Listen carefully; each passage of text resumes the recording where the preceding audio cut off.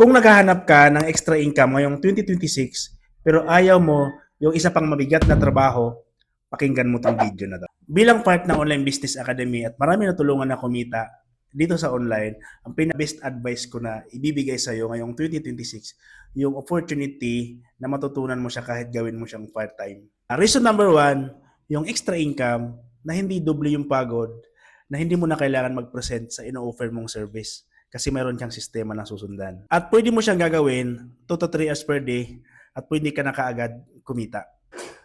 Reason number 2, yung dapat mayroong sistema na hindi mo na kailangan magpaliwanag sa service na ino-offer mo kasi meron ka ng sistema na susundan.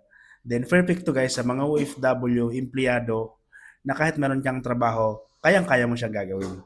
Reason number 3, safe transition skills. Hindi mo na kailangan mag-resign agad. Hindi mo rin kaagad gagawin buong buhay mo kasi pwede mo naman siyang gagawing part-time muna hanggang sa matuto ka dito.